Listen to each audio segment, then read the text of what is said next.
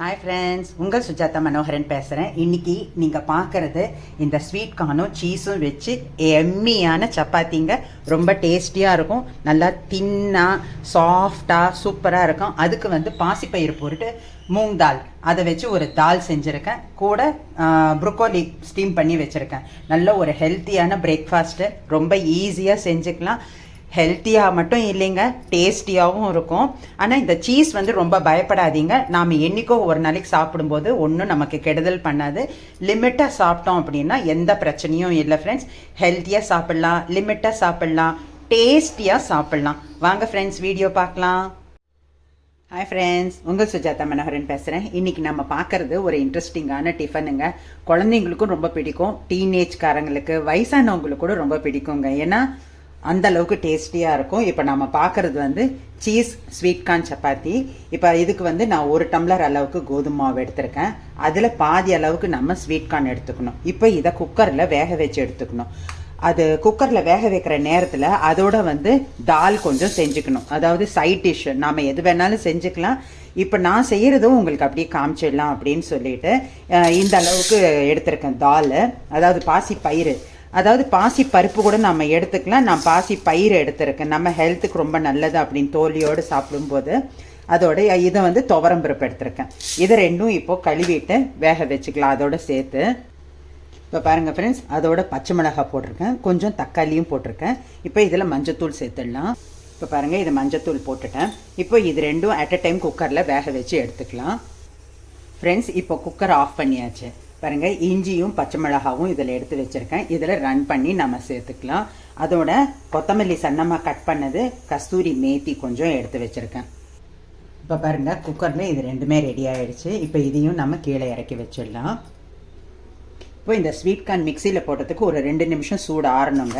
நம்ம இந்த டைமில் இதை ஸ்மாஷ் பண்ணிக்கலாம். இது பாசிப்பயிறு நீங்கள் நைட்டே ஊற வச்சுட்டு கூட நீங்கள் காலையில் செய்யலாம், தப்பில்லை. இது வெந்திருக்கு, ஆனால் கொஞ்சம் கெட்டியாக இருக்கும். துவரம்பருப்போடு போடும்போது கொஞ்சம் கெட்டியாக இருக்கும். இதை உடச்ச பாசிப்பருப்பு கூட நம்ம போட்டுக்கலாம். நல்லாயிருக்கும் சாப்பிட்றதுக்கு, இது நல்லாயிருக்கும். இப்போ இது தால் ரெடி ஆகிடுச்சு பாருங்கள். இப்போ இந்த தாலில் தேவையான அளவு உப்பு, இது ரொம்ப உப்பு பிடிக்காதுங்க, அதனால கொஞ்சமாகவே உப்பு போட்டுக்கலாம்.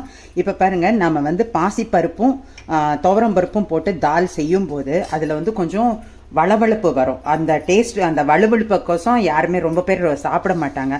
ஆனால் உங்களுக்கு இது மாதிரி பாசிப்பயிறு போட்டு செய்யும்போது நல்லாயிருக்கும். இப்போ இது அடுப்பில் வச்சு கொதிக்க விடலாம். இப்போ பாருங்கள், இந்த கோதுமை மாவு நம்ம இதில் சேர்த்துக்கலாம். சேர்த்துக்கிட்டு இதுக்கு ஒரு 1/4 கப் அளவுக்கு சீஸு. இது சீஸ் சப்பாத்திங்கிறதுக்கோசம் சீஸ் கண்டிப்பாக நம்ம சேர்க்கணும். இப்போ இதை கொஞ்சம் ஒரு நிமிஷம் சூடு ஆடுறதுக்குள்ளே நம்ம இதெல்லாம் போட்டு வச்சுக்கிட்டோம் அப்படின்னா ஈஸியாக இருக்கும். இதுக்கு கொஞ்சமாக கொத்தமல்லி இலை, நல்லா கலர்ஃபுல்லாக நல்லாயிருக்கும். இதில் கஸ்தூரி மேத்தி, அப்புறம் இதில் கொஞ்சம் நெய் விட்டோம் அப்படின்னா நல்லா சாஃப்ட்னஸ் வரும் சப்பாத்தி. கொஞ்சமாக விட்டுருக்கேன், ஒரு 1/4 ஸ்பூன் தான் விட்டுருக்கேன். உங்களுக்கு எந்த அளவுக்கு வேணுமோ அது மாதிரி விட்டுக்கோங்க. இதுக்கு கொஞ்சமாக உப்பு, சீஸில் உப்பு இருக்கும், அதனால் நம்ம கொஞ்சமாக பார்த்து போட்டுக்கலாம். இப்போ நான் ஒரு டம்ளர் அளவுக்கு தான் மாவு எடுத்துருக்கிறதுங்கிறதால 1/4 ஸ்பூனை விட கம்மியாக போட்டிருக்கேன். இப்போ இதில் நம்ம அரைச்சி வச்சுருக்கிற பச்சை மிளகாய், இஞ்சி விழுதை சேர்த்துடலாம். இப்போ இதெல்லாம் ரெடி ஆகிடுச்சு. இப்போது ஸ்வீட் கார்ன் இதில் போட்டு ரன் பண்ணி எடுத்துக்கலாம். தண்ணி ஊற்றாதீங்க. இப்போ நம்ம மிக்சியில் அரைச்சி வச்சுருக்கிறத இதில் சேர்த்துடலாம். இப்போ அதில் இருக்கிற ஈரப்பசியை உங்களுக்கு இந்த அளவுக்கு சாஃப்டாக வந்திருக்கு. இப்போ நாம் இதை தண்ணி விட்டு வேணும்னா பிசைஞ்சிக்கலாம். அதாவது இதில் இருக்கிற ஈரப்பசை பத்தலை அப்படின்னா தண்ணி விட்டு கொஞ்சம் பிசைஞ்சிக்கலாம். இப்போ பாருங்கள், இப்போ கொஞ்சம் தண்ணி விட்டுக்கிறேன் நான். இப்போ நம்ம இதை பிசைஞ்சு ரெடி பண்ணிக்கலாம். இப்போ பாருங்கள் ஃப்ரெண்ட்ஸ், மாவு பிசைஞ்சிட்டேன். லேசாக எண்ணெய் விட்டு மேலே ஒரு தேய்ச்சிட்டோம் அப்படின்னா நல்லா உங்களுக்கு இன்னும் ஒட்டாமல் செய்யாமல் நல்லா சாஃப்டாக இருக்கும் சப்பாத்தி. இப்போ இது மாதிரி இருக்கணும் மாவு. அப்போ தான் நம்ம இடும்போது நல்லா இருக்கும். சப்பாத்தி இடும்போது நல்லா வசதியாக வரும். நமக்கு தேய்க்கும் போது நல்லா ஷேப் நல்லா அழகாக வரும்.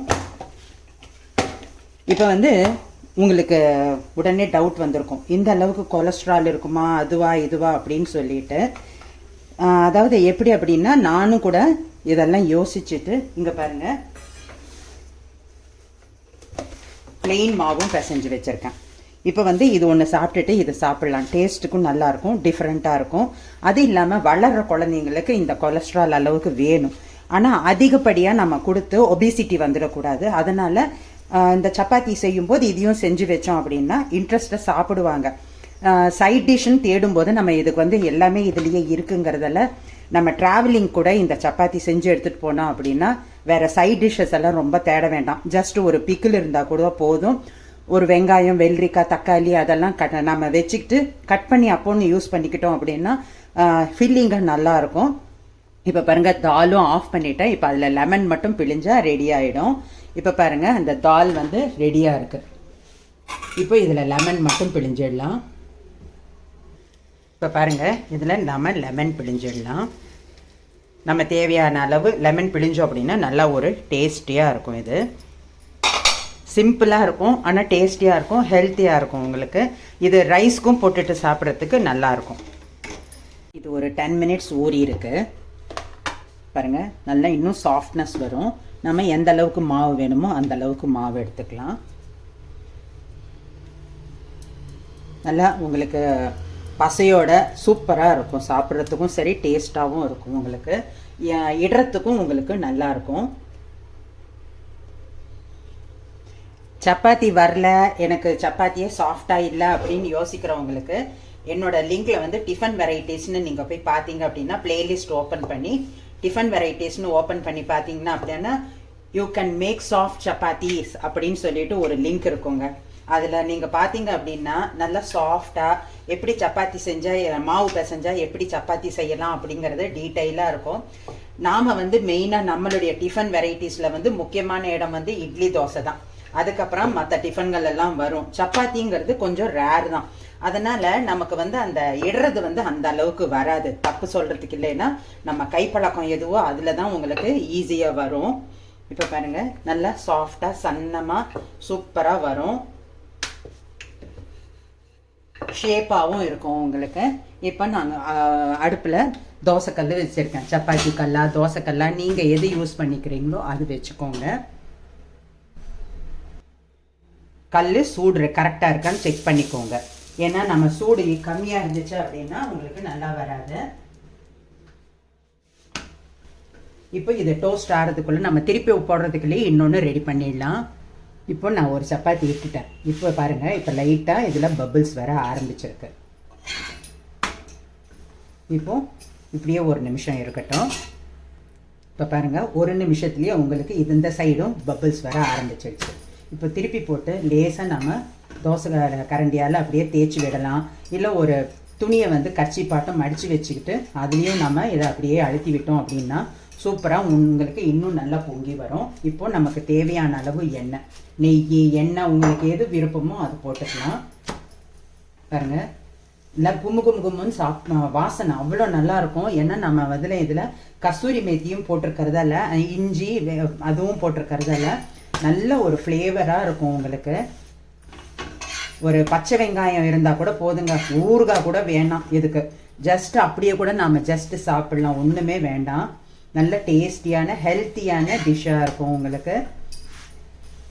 நம்ம எதை சாப்பிட்டாலும் ஜீரணிக்கிற அளவுக்கு நம்ம உழைக்கணுங்க.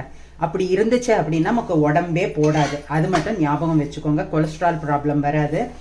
என்ன சாப்பிட்றோமோ அதுக்கு தகுந்த மாதிரி நம்ம கண்டிப்பாக உழைக்கணும். அந்த உழைப்பு வந்து நம்ம சாப்பிட்ட கொலஸ்ட்ராலை அப்படியே கரைச்சிடும். இப்போ அடுத்த சப்பாத்தி போட்டுடலாம். எவ்வளோ குவிக்காக ஆயிடுச்சு பாருங்கள். காலையில் வந்து உங்களுக்கு டிஃபன் டைமை கூட இதை செஞ்சிடலாம், ரொம்ப ஈஸியாக செஞ்சுக்கலாம். ஏன் அப்படின்னா இப்போ நான் வந்து வீடியோக்குங்கும்போது ஸ்டெப் பை ஸ்டெப் ஒன்று காமிக்கணும். நீங்கள் செய்யும்போது ஸ்வீட் கார்னும் தாலும் குக்கரில் வச்சுட்டு கோதுமை மாவு அதெல்லாம் ரெடி பண்ணி எடுத்து வச்சிங்கன்னா அது ரெடி ஆகிடும். ஒரு டீ காஃபி குடிக்கிறதுக்குள்ளே எல்லாமே ஆறிடும். உடனே உங்களுக்கு அரைச்சி என்ன செய்யணுமோ அதை செஞ்சிடலாம். அது மாதிரி ஈஸியாக உங்களுக்கு செஞ்சுக்கலாங்க. எதுவும் நாம் பிளான் பண்ணி நாம் சுறுசுறுப்பாக செஞ்சோம் அப்படின்னா எதையும் செய்யலாங்க, ஈஸியாக செய்யலாம். இப்போ பாருங்கள், இது டோஸ்ட் ஆகட்டும். பாருங்கள் ஃப்ரெண்ட்ஸ், ரெண்டாவது சப்பாத்தியும் ரெடி ஆகிடுச்சு. ஸ்வீட் கார்ன் சீஸ் சப்பாத்தி நல்லா வாசனையாக நீங்கள் செய்யுங்க. வீட்டில் இருக்கிறவங்கெல்லாம் என்ன வாசனை கும்மு கும்முங்குது சமையல் கட்டில் அப்படின்னு சொல்லிட்டு வந்து எட்டி பார்ப்பாங்க. இப்போது நான் அடுப்பை ஆஃப் பண்ணிடுறேன். வாங்க எல்லாரும், தாலும் ரெடியாக இருக்குது, சப்பாத்தியும் ரெடியாக இருக்குது, சீஸ் ஸ்வீட் கார்ன் சப்பாத்தி ரெடியாக இருக்குது. வாங்க ஃப்ரெண்ட்ஸ் சாப்பிடலாம். சுட சுட ஆரோக்கியமான சத்தான டேஸ்டியான சப்பாத்தி ரெடி. சூடாக இருக்குது, என்னால் கையில் பிடிக்க முடியல. வாங்க friends, thank you. This is from Sujatha Manoharan. அந்த தால் காமிக்கலையே உங்களுக்கு. இந்த தாலோட சப்பாத்தி சூப்பர் காம்பினேஷனாக இருக்கும். செஞ்சு பார்த்துட்டு கமெண்ட் பண்ணுங்கள். Thank you. This is from Sujatha Manoharan.